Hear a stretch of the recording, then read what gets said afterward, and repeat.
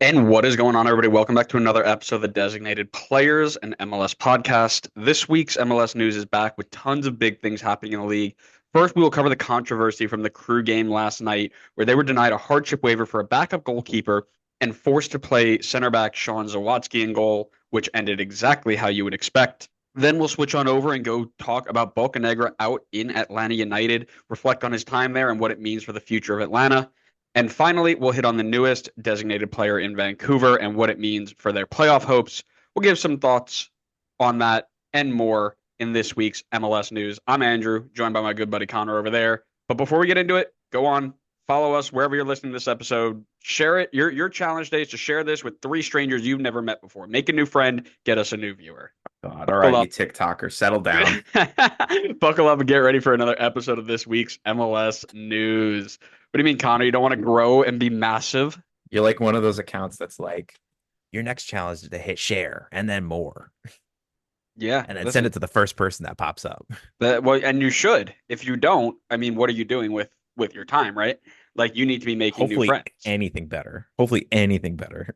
There's literally nothing better than telling people all about the designated players in MLS podcast. I mean, I do it consistently.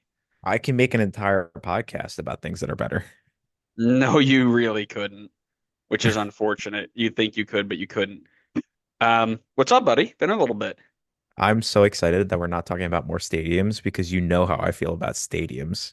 I So hate stadiums. I gotta tell you, first of all, very Euro snob of you. I hate seeing the game grow in this country. How dare Gah, they? gah. But no, I was upset because I was gonna throw in a really good reference to the my job because we make the fiberglass that goes into those roofs. So I'm sure that that's starting with some Well, of our stuff. now I'm But extra excited. We're not talking about the now I stadium. now Keep I your can't even now I nerd can't even stuff to talk about yourself. high strength, low weight fiberglass that's gonna be Here you are used in talking the about it roof. anyway. Yeah, I got to get it in there. Gotta rep my livelihood here, because eventually it won't be. This will be our livelihood, sitting down talking MLS every single day. Every But day. until Oh then, I goodness. make glass. Yes, you do. All right. Well, you know, things will change, jobs will change, people will change. We know what never changes. That we start off every episode with Scarf of the Week. Connor's already prepping for it. What are you rocking? And then what is Yes. Connor 2 rocking? He's rocking nothing because he's a fraud and he doesn't Loser. own any That scarves. that Connor 2 is a Euro snob. That's what that is. I could see it in his He is a face. Euro snob. You know what? You can't see it because I'm blocking it. Nope, that's the other side. There, right There's your, there. yeah, is that your It's a Atlanta? Chelsea. Oh, that's a No, Chelsea that's one. the Is the Chelsea one. Atlanta one behind you? Yeah, and I'm blocking it Yeah, you're because blind. he had asked me to block it because he's a Euro snob, and he It's said such a dweeb. I can't. We can't allow our alliance to MLS show. So, I have got the Atlanta scarf because we're talking about Boca out. So I will take any excuse to bring out a scarf of my favorite team. You And know I what? I brought out think the OG scarf because Boca has been there since the beginning. I think we actually should pivot and not do Boca, and we should talk about the stadium instead. Let's do that. I think that's better. You just want to see me suffer. I would love to see you suffer. That's kind of the only reason we keep doing this. Well, if Um, you do that swap, then I will be suffering and you will have accomplished your goal. nah, I can make you suffer in other ways, like doing 4 episodes back to back to back today. That's true. That is so Yeah. true. So, we're talking about the crew. A little last minute pivot.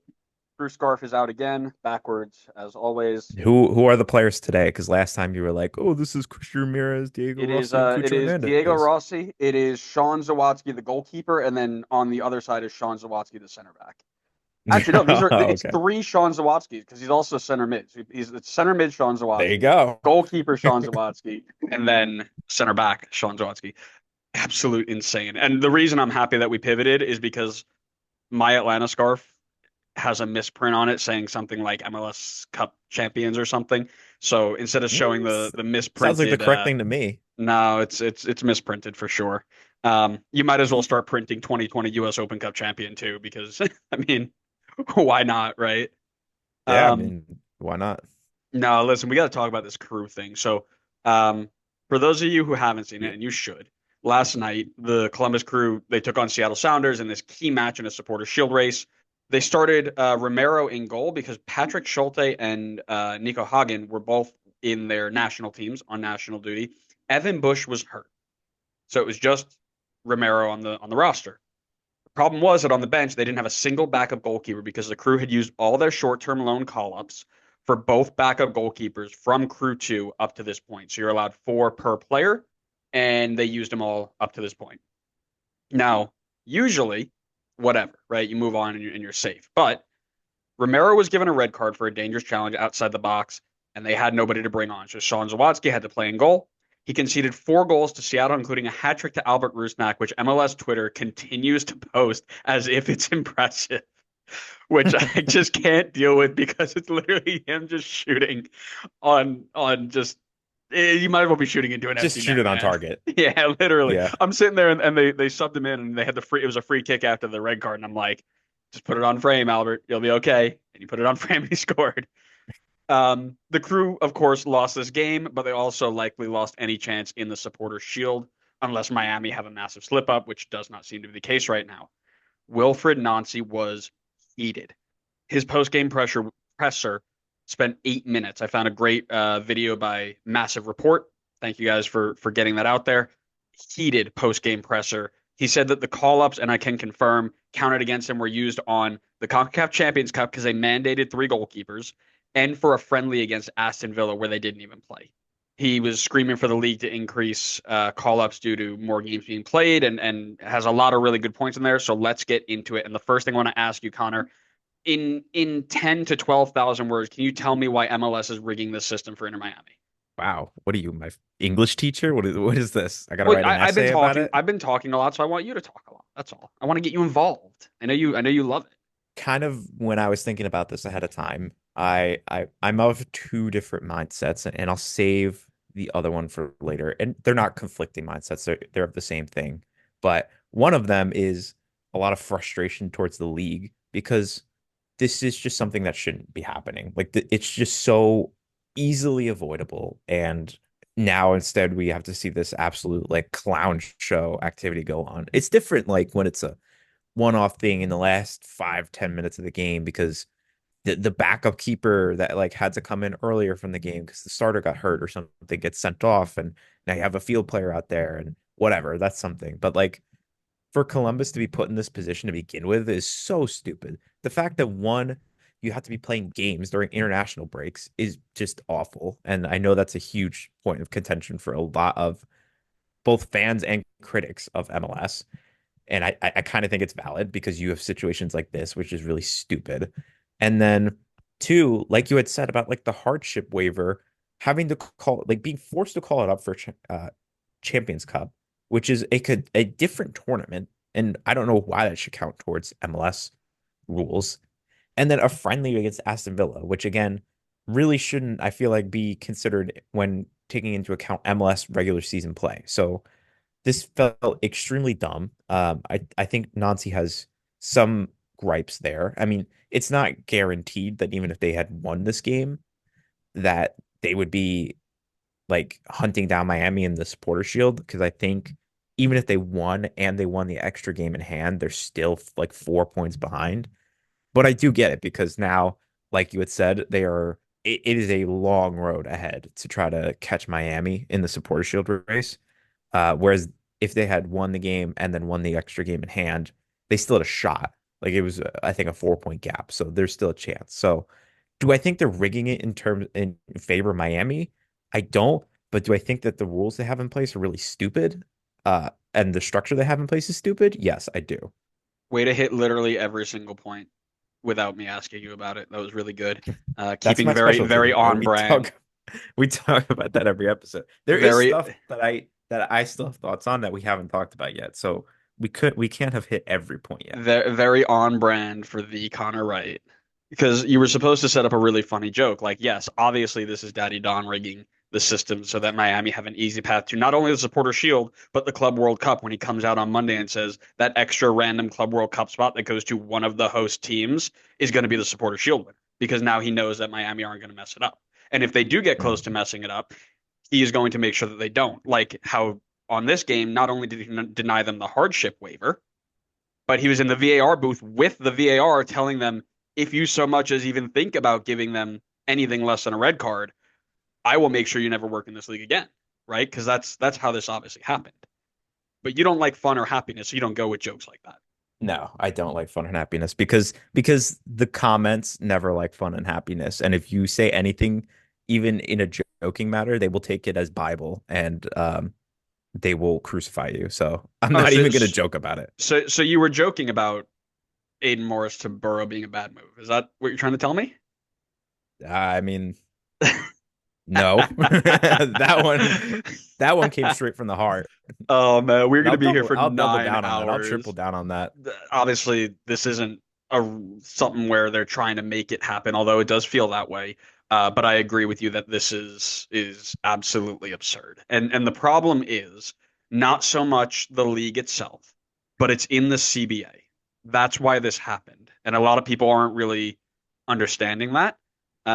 And not that sounds really like, oh, everybody's stupid, but it's a tough thing to figure out where it came from because it's, with all of the MLS rules in place already, it just feels like it's just another random thing on top of that. But I have the citation for anyone who wants to look it up. It's section 18-8 subsection 3. Oh my God, you're such Yeah. a loser. Any player that signs short term, you can sign 4 4-day contracts, no more than 16 days. You can't be on a roster for more than 4 games. You can only be on a roster for 2 MLS days, but those games cover MLS, U.S. Open Cup exhibitions, which is the Aston Villa garbage, Liga MX tournaments, Leagues Cup, Campeones Cup, whatever, and CCL. This was signed off by the Players Association, which is an absolute nightmare. And it also doesn't make sense because, as I've just learned very recently, the mighty New York Red Bulls, who are more massive than any club in this league, have called up Omar Valencia, a left back from Red Bull 2, 7 times without giving him a first team contract because we got an Olympic hardship waiver when John Tolkien was gone, as if Patrick Schulte wasn't at the Olympics when they had to do this for their goalkeeper in the Aston Villa friendly. Like they just are not holding everybody to the same standards, or their rules aren't flexible enough to deal with something like this. And this is where Nancy was really good, where he comes in, he's like, the league wants us to play in all these tournaments, Champions Cup, Leagues Cup, Open Cup, this cup, that cup, but we're still being limited to 4 contracts for each player. Like there's just too many games with not enough short-term loans to fill out the bench for emergency situations. Most of them don't even play. But when he asked for it, they say no, deal with it. Right? His other really good point is they shouldn't have to sign a player who isn't ready for the first team to a full contract, take up a roster spot, sit in the locker room, sit on the bench just for 1 game to cover a freak situation like this. There should be more flexibility in that. So likewise, to me, and I think that you were mentioning this as well, the MLS CBA needs to be like this needs to be a big highlight for them where you cannot use these short-term loans for anything other than MLS. Like Champions Cup has their own set of roster rules that need to be followed. Friendlies are friendlies. Who gives a damn who's playing on a like nobody cares. Yeah. If they aren't MLS competitions, the call-ups should not matter for MLS roster rules. You know what I mean? Like there should be a split between, okay, these are the rules that go for MLS games. Outside of that, you do whatever you want, right? Within reason, of course. Don't go and just, whatever, but you put a spin on this, and it's the same reason that we're in the US Open Cup nonsense, because you have all of these random things that have to all tie in together, saying you're only allowed to call 4 people up. So if you make a US Open Cup run and you don't want to use your first team and you go 4 games in, all your short-term loans are gone, right? It's I agree with Nancy 100%. Like I'm not asking to get rid of it completely because there's a limit there and it's there for a reason, right? Prevent teams from building these huge second teams, being Chelsea 2.0 with a lone army and then just randomly calling up from a pool of 50 players instead of 25. Like everybody plays with the same set, right? You're not expanding it super long. You're not hoarding players just to pull from. I get it. But this situation shows why it's stupid, right? If you're going to play in all these competitions and count all these and count all of these call-ups during the competitions against teams that play in them, then you need to either, one, expand the number of allowable call-ups, or hold it to MLS games only. Because it feels like you're now punishing good teams with international players for doing well in tournaments. Like, oh, sucks to suck. You gotta give up something. And I get there's a parity aspect of it, but this isn't what parity is supposed to be for. Or just like I don't know, don't play during international windows. Like I understand that's a lot easier said than done. You'd have to shift around the entire schedule of the season, but like yeah, I mean, if you're not playing in international windows, you don't have this issue where all of a sudden your goalkeeper and a number of other players are missing because they're on international break. And now instead you're watching like you're asking fans to go watch like you're asking fans to go watch Zawatsky in goal because of situations like this. It's incredibly stupid. This is just and I understand that it's a CBA thing, so it's not I guess it's not like necessarily like fully on the league because technically the Players Association agreed to it. But when you mentioned the Red Bull stuff too, that definitely is like now all of a sudden you got me thinking maybe I am on the Inter Miami conspiracy theory Payroll. bandwagon. Yeah, no, not on the payroll, but maybe I'm on the conspiracy theory wagon now. The Maybe pro they are trying to rig it for them. and the biggest problem with this is the CBA runs through 2028. So you're I not going to know. see change in this for a while, which sucks. And again, I'm kind of scrolling through Twitter here and everybody's talking about, oh, we need to change this right now, right now, right now. You're not bringing anybody back to the table to talk CBA yet. You might get it after 2026. That's my guess. Is you're going to go through 2026 World Cup and then it's be like, okay, we want to make these changes. Now that the iron's hot and everybody's around, which sucks. But to build on your point from international breaks, right? It's a different league from early 2000s, even early 2010s, where the number of international players leaving midseason is massive, right? I think they counted over 70 players that led for various countries in Europe, South America, North America. And it impacts not just the starting 11, but as we've seen in the crew, the depth pieces are moving too. Backup goalkeeper, full Guatemalan international. Jason Russell Rowe is a backup striker, straight into the straight into the Canadian team, right? Esmir Bajrak Terovic in the Bosnian team. David Martinez for Venezuela. I mean, we're not just calling in the top 5 players in the league and saying, okay, everybody else can just play on as normal, right? We're getting to a point quality wise where our depth pieces and our rotation pieces are getting legitimate minutes in cup competitions, right? Now, again, they've done better with that.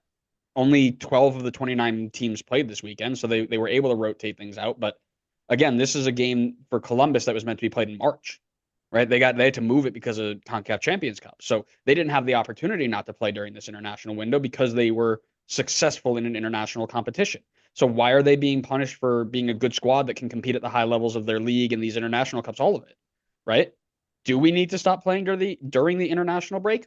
Maybe. I'm not quite sure we can. And that's a different episode, and it might be a what if that we talked about. I think we kind of covered it a little bit, but it would include a ton of midweek games, very little time on the training ground or to rest or recover and fine tune tactics. And my guess is a lot of upset players because you're traveling all. I mean, again, this isn't England where you're going up and down the coast in a day, right? If you're traveling even out of state, you're taking 2-3 days of travel. It's a lot tougher to do than people can think about. We can game plan that one day and have a thought of it, but if you are going to ask teams to be successful in international tournaments, and I get you want to do the parity part of it, you need to reconsider this rule. And again, this isn't going to be a break the back. Everybody's going to run out of money and we're going to fold decision, right? You're asking them to say, hey, if we run into a problem where we have injuries and international call ups and whatever, can I bring up this 18-year-old in case the worst case scenario happens? You know, again, if he gets sent off, is an 18-year-old goalkeeper going to make the difference? I have no idea.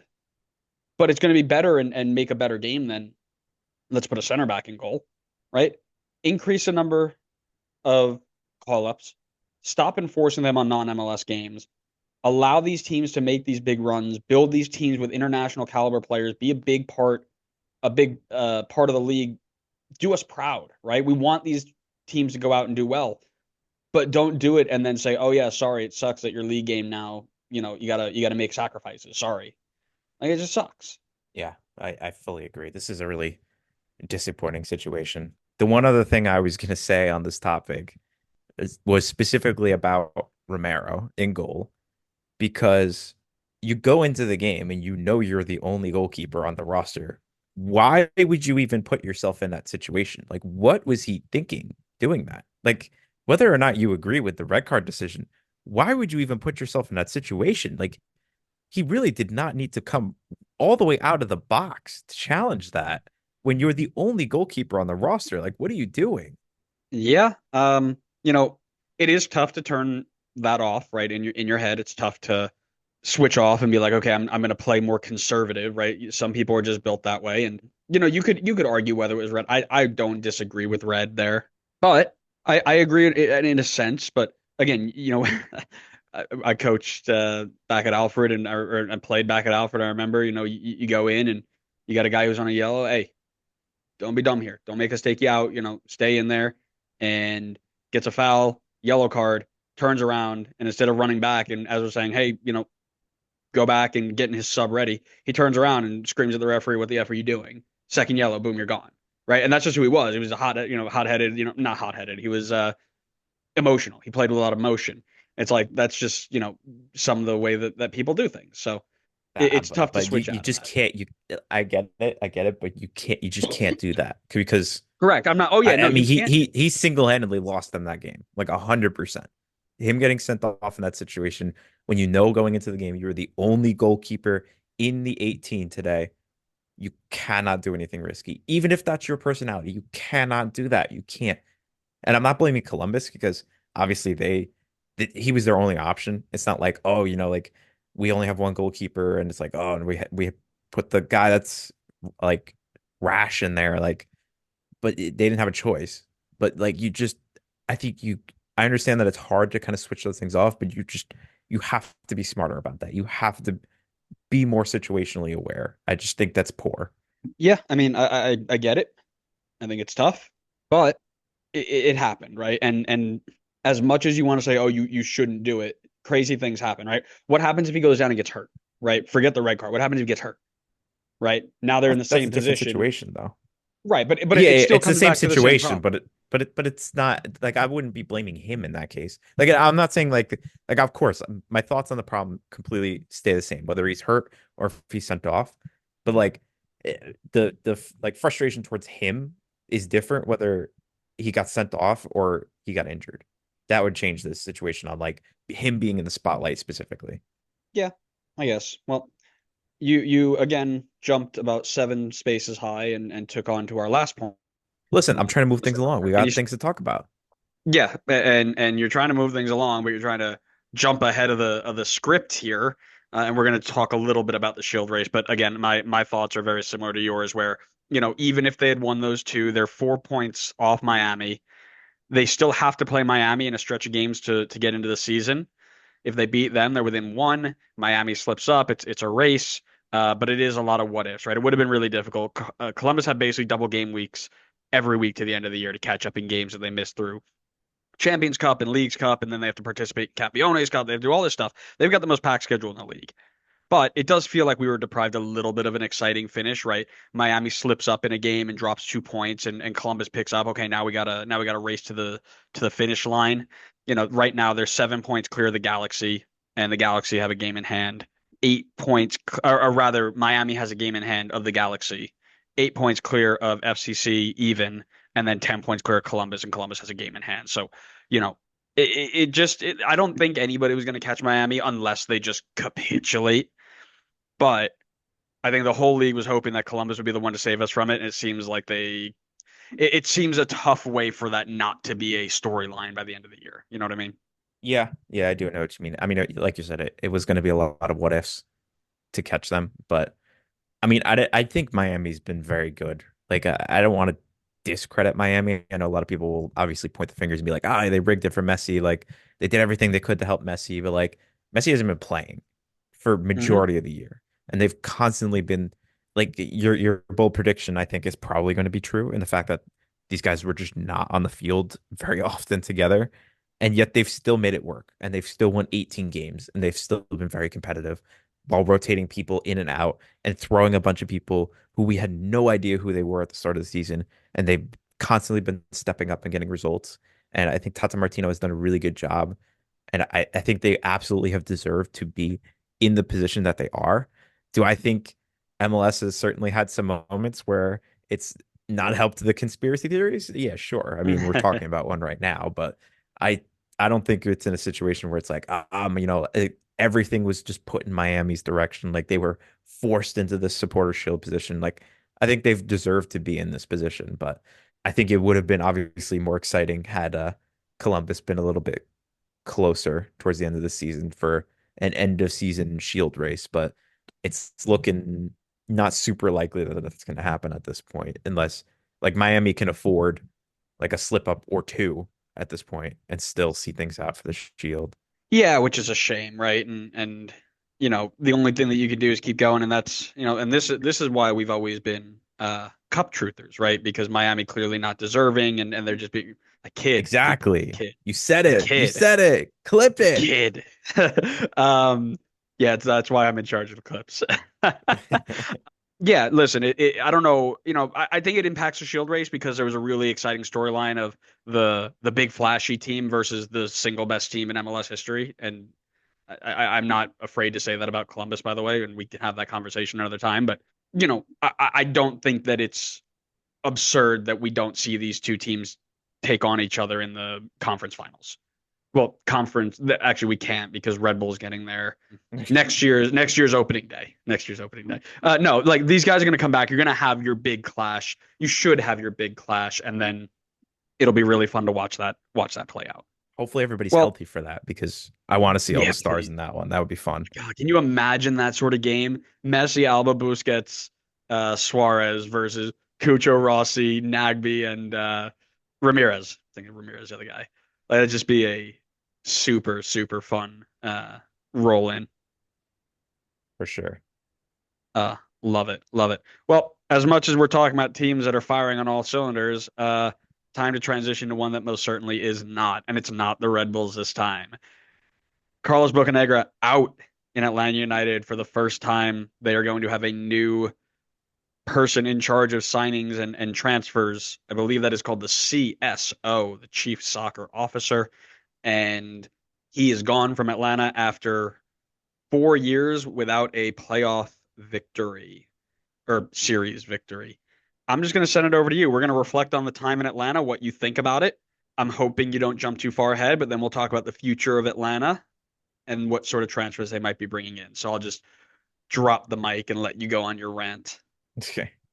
I hope I'm not going to piss off too many Atlanta fans covering this section. But yeah, so reflecting on his time with Atlanta, so he's been here since the beginning, since the first season, and there have been a lot of really good signings during his tenure here. I mean, you think back to guys like Josef Martinez, Miguel Almiron, you have Thiago Almada, Yakumakis, like even in the times where he did have swings and misses, I always feel like there were ambitious attempts from Atlanta. You know, you have your Barcos, your PT Martinez, which especially in the early years of Atlanta just was not very common in the league. It was pushing the boundary of how ambitious a team can be.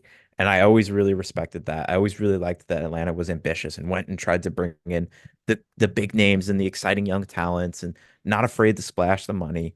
I feel like there were obviously very valid criticisms from a lot of fans in terms of like kind of tearing apart a very successful team because you look back to 2018 and I feel like the team started slowly like fold away and little bits and pieces were slowly moving on and moving away. And I think that's where a lot of people started to build some gripes with Bocanegra and even just the front office in general and the way that they handled that. And losing guys like Nagby is really like that hurts a lot. But I don't know what's going on behind the scene. Atlanta's intention to lose him. I think he's from Ohio, so he probably wanted to move somewhere closer to home.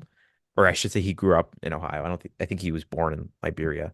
But even outside of Nagby, there was other moves as well. Just not necessarily the top guys where they're selling them on and making money like Almira and Almada, which I thought they've done a really good job with that as well.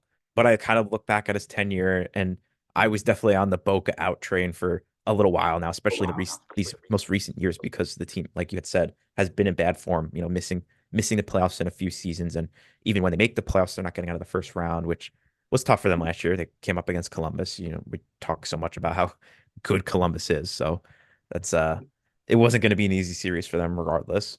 But now that he's gone and I kind of reflect and look about the whole tenure, I do feel like there were points where I was definitely a bit overcritical of his time and his transfers here. I think there were a lot of like it was time for a change. I feel like it was time for a change for a couple of years now, and I think it's a little bit overdue. But I don't want to just be completely critical of his time here because I do think there were some good moments, especially early on. Yeah, so listen, I agree with a lot of what you were saying, and the way I always look at it is breaking it up into two like periods of time, right? Pre 2020, post 2020, right? Looking into the first season, and you mentioned the ambition, I think it's a great way to describe it. He reset the market of what an expansion team could do, right? He went in and told people who were like, "Oh yeah, you either come in with a USL heavy side, or if you're brand new, you get some MLS experience, get some big old European guys, and you roll with it until you can, develop a few of your own players." No, they went out and they went and reset the market on what sort of players that you could realistically bring into this sort of group. Miguel Almiron, Josef Martinez, Villalba, LGP, Yamil Assad, young, upcoming South Americans that had this high upside resale value, but also could actually play. Like they weren't just hopeful, right? This team went on to be one of the best in the league in their first few years. They won the that's got to be a typo there. They won the 2018 Cup, but they really didn't win the 2018 Cup. Chris Armas won the 2018 Cup and gave it to them with his tactical masterclass. Big ups, Uh, Chris Armas. yes, my guy. And they also won the 2019 U.S. Open Cup, and I guess technically the 2020 and the 2021 Open Cup because you got CCC spots for it, so whatever. Three-peat, three-peat. But listen, outside of trophies, the most memorable thing about the early Boca years is that when he was backed by Arthur Blank money, he used it in a much different way than what other people were, and it catapulted the league into a new era. Right? When new players come in, it's not the old European guys anymore. They're ambitious. They're ambitious. They try to get these up and coming stars. They try to play young, and then maybe one or two old guys around them, which is really nice to see. Gone are for the most part of the days where the only signings are these old Euro guys or random lower level players from countries you'd never heard of, right? I think that personally, I think Atlanta set the tone for MLS 3.0. I think they were the catalyst for that, and they should be commended for it, especially Bocanegra for taking the risk and reaping the rewards. However, then you go post 2020 and you start getting a little ahead of yourself. You're trying to bring in players like Ezequiel Barco and South American Player of the Year Pity Martinez and Rossetto and Moreno and Sosa and Eric Lopez and Alan Franco and these players that you gave huge transfer fees to and what felt like just because they came from a South American giant, Sao Paulo or whatever. And then you didn't know how they were going to fit in, right? It was a new hot thing everybody was doing. You're buying all these South Americans. Tata Martino was gone. You go through a plethora of coaches who could not recreate what they did in their first couple of years. Don't Boca, you slander the good name of Frank de Boer. listen, Boca changed the direction the league went. Then he got caught up in the same old thing. Since 2020, they haven't won a playoff series. They missed it two of the last 4 years. They were consistently top five in net spend in the league. Like they're not trying. They're not San Jose out here. Lots of money, not a lot of results. It's not good enough, right? And his response was interesting, right? Outside of Almada, he then shifts back over to Europe and then goes for more in prime players, right? Gigi, Sleaze, Gregerson, Lobajanidze, Muyumba, not retiring stars of yesteryear, but more in prime level guys that might be impactful long term, right? Some of them have panned out to a degree, but not nearly at the level that you would expect out of a club like Atlanta United. So you work in the fact that these players were getting flipped every 1 to 2 years, not because of their outstanding performances, but because they didn't fit your system. Boca was missing more than he was hitting, and that's not a good thing for your guy who's supposed to be making signings with lots and lots of money. So, a big focus on that is success rate early. The league caught up to him, and he didn't adapt after that, and now he was kind of average, and Atlanta wanted above that, and out he goes. The way I think about it is the area of transfers that I think he fell short on the most, especially in these most recent years. And I'd argue it's probably the most important area of building a roster is the guys that are in between the designated player spot and the academy guys. So, you're I don't want to say role players, but like they're not your big money signings that you bring in, but they're also not just like these academy guys you're signing. It's like the guys similar in level to like Muyumba. And I don't want to I'm not that's not me calling like Muyumba out. I'm not saying he's bad or performing bad. I just think that level, or like Emerson Hyndman, maybe that's a better example, where he's not your superstar. He's not your academy graduate. Because I think they've done well on both of those ends. They've had a lot of guys come through the draft or the academy and have blossomed and done well. And they've hit on a number of big time signings as well. But those kind of middle of the ground guys, I feel like they've been swinging and missing a lot on.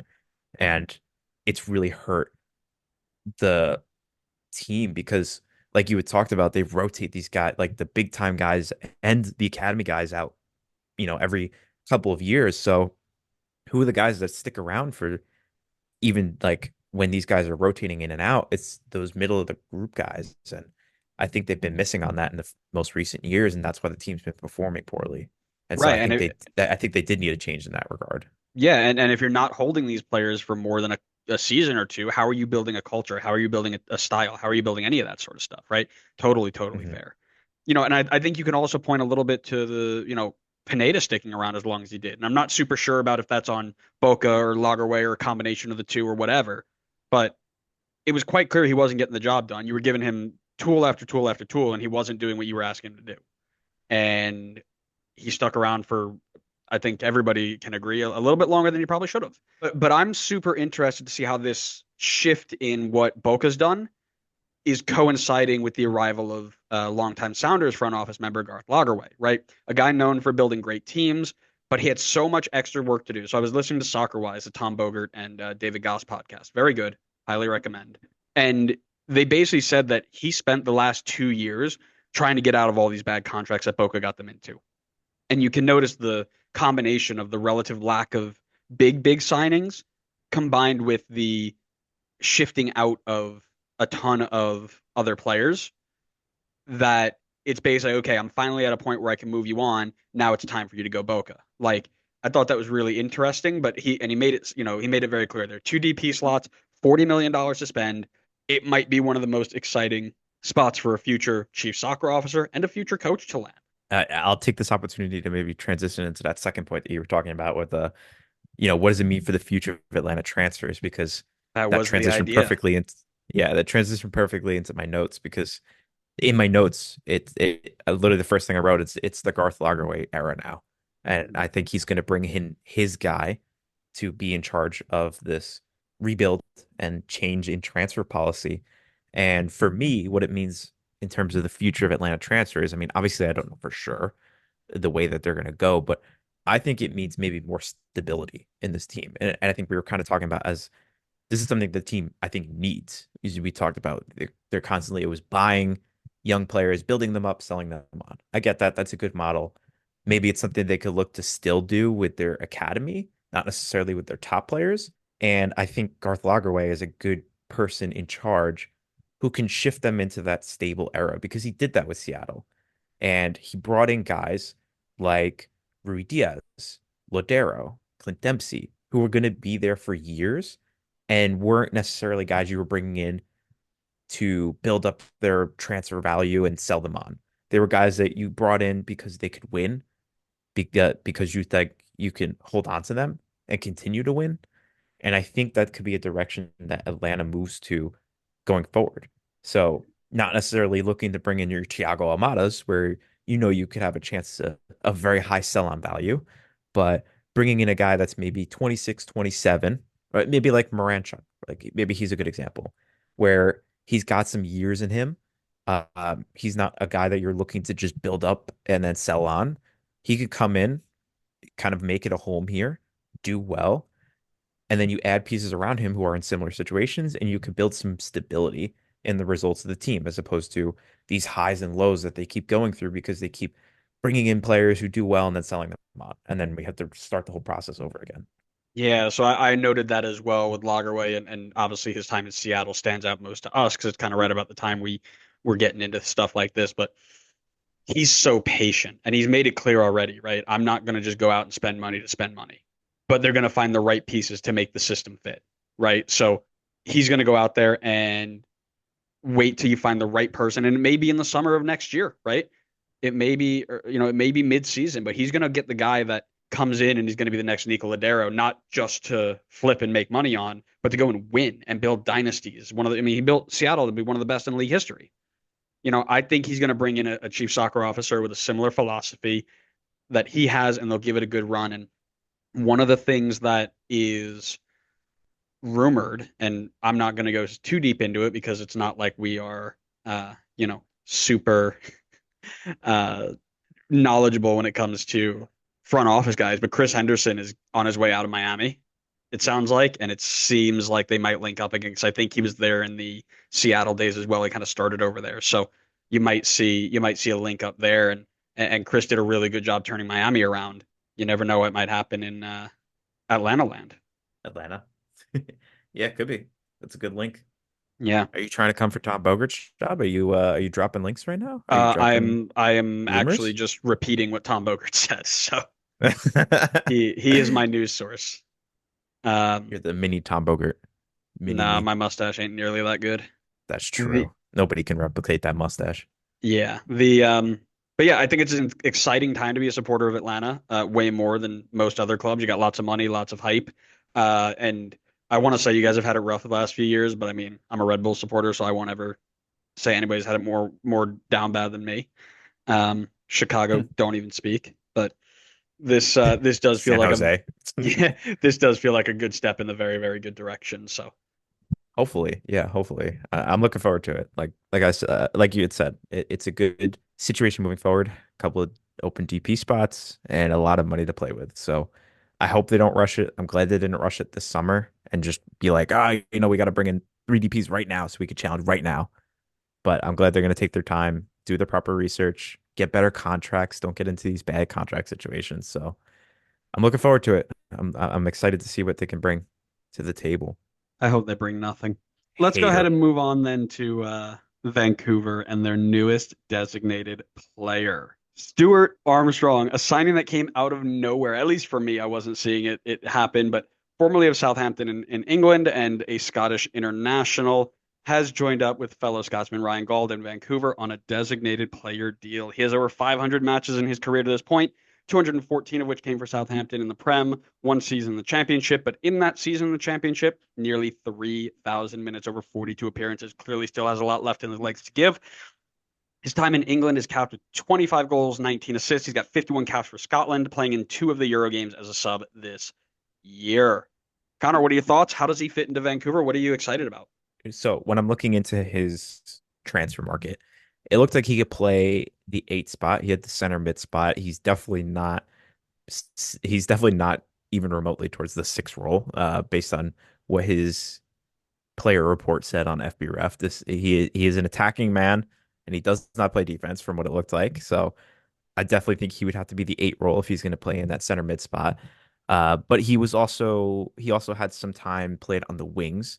I don't know if it was super far forward in terms of being like a winger or if it was more like a left midfield, right midfield spot. But I would personally rather see him play on the wings instead of in the middle because Vancouver, at least so far this season, has played very wide. And I think having a player in the midfield too that they have typically played with who doesn't do much of any, if any at all, defensive work, I think could be risky. So I think he'd be better used on the wings. And whether that's as a winger or a wing back, I think you could kind of go either way. But I think it would be cool to see him play in maybe like the right wing back spot, and you could link him up on the same flank as Ryan Gauld and create a little like Scotsman chemistry going on over there. And I think that would be a very dangerous flank going forward. Obviously, the risk there is I don't know if either of them are going to play much defense, so it could be a little bit subject on the defensive side. But I think if you're going to bring him into the starting 11, I personally would rather see him out on the wings if they're going to keep the same style of play that they're currently playing. Yeah, I disagree. I like him in the middle of the field. I think that a couple of players that they've had has not been up to the level that they would expect. So I can see him sliding into the midfield as a second central midfielder, kind of behind everybody, kind of just setting the tone. However, I would also really love to see them run him and Gauld in a two attacking mid formation behind Brian White. Right now Ryan Gauld's playing as a wide winger, and Kubas and Vite are behind them. And I'd be really interested if it's something like a 3-4-2-1, where you've got your back three, that middle four can stay the way it is, and then you've got Gauld and Armstrong underneath a Brian White. You've got players like Atakube, you've got Ali Ahmed, who's done very well for Canada this international break. Ryan Raposo, Fafa Pico, all can play on the flanks. Allow them to do all the hard work, and then just find the inside lane to Gauld or Armstrong and let them cook. Win the ball, get it up to that front three, and have at it. So I would rather see him central than out wide. I think his comfort is there, kind of setting the tone and creating chances. I think that's probably where he belongs, and I would reckon that that's probably what Vanni Sartini sees as well. I think if he's going to play central, I'd personally rather keep Fafa Pico in there because I think he's done really well this season. I would say take Pedro Vite out Yeah, of that center mid two spot and just plug him right there and just yeah, have him that play next to Kubas.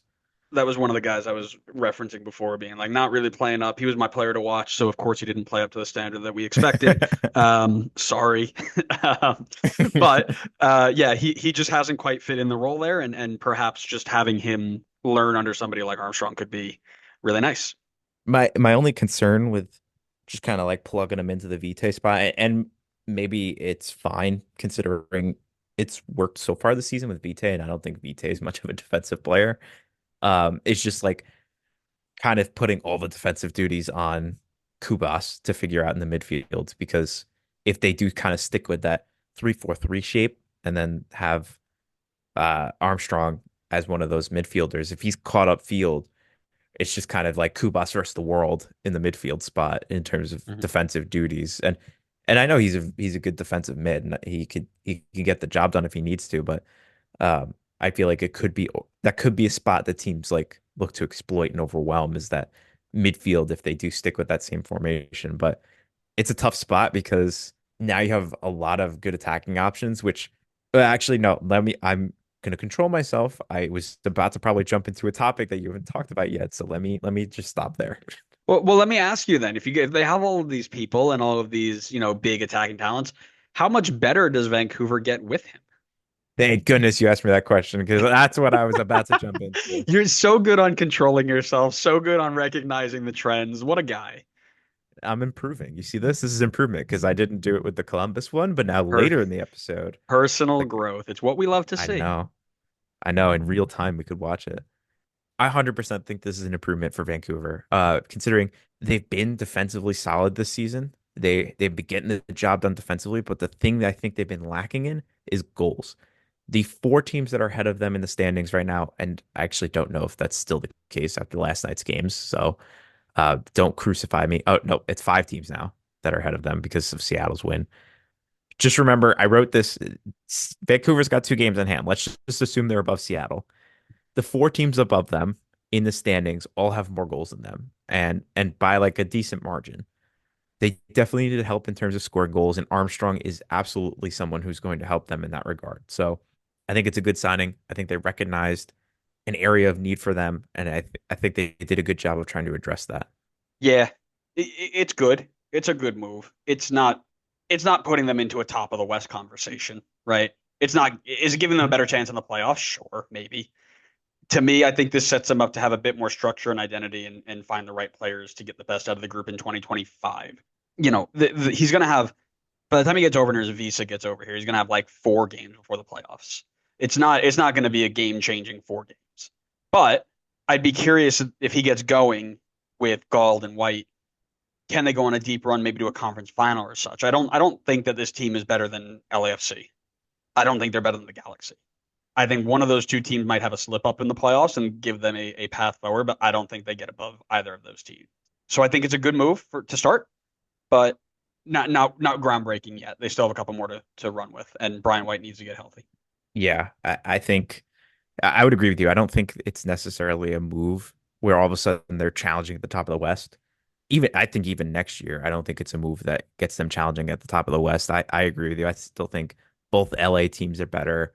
I think Portland has the potential to still be better than them next year. Seattle's always in the mix. We can't we RSL, can't keep also a talking very good about team. Portland. We can't keep doing that. They're I never going to know. win They've been anything. poor. I know. They should be better than they have been. I don't know what's up with them. Maybe they'll turn it around, but yeah, I I still think it's an improvement because it's an area that they needed to improve upon. But yeah, I agree with you. I don't think it's changing their fate for this season. But who knows? Now that we just said that, congratulations, Vancouver 2024 MLS Cup champions. No. Anyways, thanks everybody for listening. We hope you enjoyed our little rundown of MLS news. If you are upset that Connor made us get off of talking about stadiums, make sure you message our stuff, and I'll send it to him and make sure he is uh, understanding of your disappointment. Make sure you go follow us wherever you get your podcasts so you know when the next episode goes live, which is either going to be an MLS history episode, a what if, which we started last week. Go check that out if you haven't already, or us reacting to Pochettino officially becoming official head coach, men's national team, MLS backed super coach. I don't know. I feel like we need to give him a super There you cool name go. like Jesse You hit Marsh. all the keywords there. You did Yeah, it. if Jesse Marsh has a cool name, we need to get him a cool name. So, um, but yeah, thanks so much for listening. Make sure you follow us on social media because that's where we do all of our interactions. We are working our way up to 600 subs on YouTube and 700 Twitter followers. So get us up there if you can. And we will see you next time on the next episode of the Designated Players and MLS podcast. See ya.